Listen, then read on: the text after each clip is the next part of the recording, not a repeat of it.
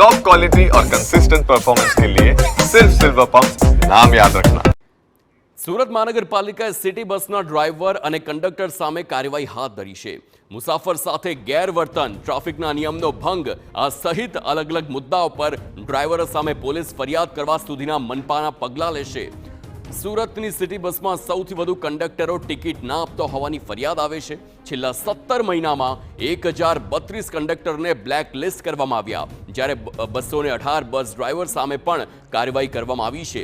સુરતના મેયરે આ અંગે કહ્યું છે કે હવે જો કોઈ ફરિયાદ આવશે તો પોલીસ ફરિયાદ કરવા સુધીની જે કાર્યવાહી છે તે કરવામાં આવશે અને ડ્રાઈવરનું લાયસન્સ પણ સસ્પેન્ડ કરવામાં આવશે। તો ડ્રાઈવર અને કંડક્ટર સામે કડક વલણ અપનાવતું સુરત મનપા અને હવે કાર્યવાહી વધુ પણ કડક કરવામાં આવશે તેવા આદેશ પણ આપી દેવામાં આવ્યા છે। પોલીસ ફરિયાદ સુધીની જે કાર્યવાહી છે તે કરવામાં આવશે। 17 મહિનામાં 1032 કંડક્ટરને બ્લેક લિસ્ટ કરવામાં આવ્યા છે અને સૌથી વધુ સિટી બસમાં કંડક્ટર ટિકિટ ન આપતા હોય તેવી ફરિયાદો ઉઠતી હોય અને તેને લઈને જ હવે જો નિયમ ભંગ કરવામાં આવશે તો ડ્રાઈવર સામે પણ કડક કાર્યવાહી કરવામાં આવશે।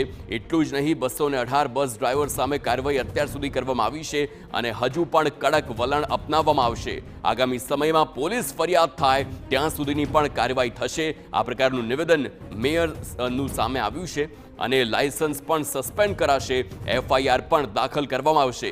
તો અવારનવાર અકસ્માતોની ઘટના આ સાથે જ જે મુસાફરો છે તેમની સાથે ગેરવર્તન થતું હોય અને તેવી ફરિયાદના આધારે જ કડક વલણ અપનાવવામાં આવ્યું।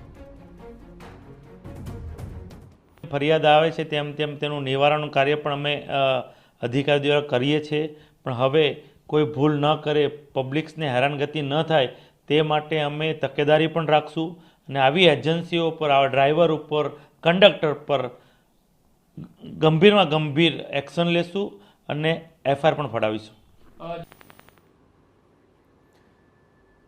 તો FIR પણ દાખલ થશે, લાયસન્સ સસ્પેન્ડ પણ થશે અને જે કાર્યવાહી છે તે કંડક્ટર વિરુદ્ધ પણ થશે, કારણ કે આ સિટી બસની સેવા છે જે ખાસ મુસાફરોને અગવડ ન પડે તેના માટે હોય, પરંતુ અહીં જ અગવડ પડી રહી છે।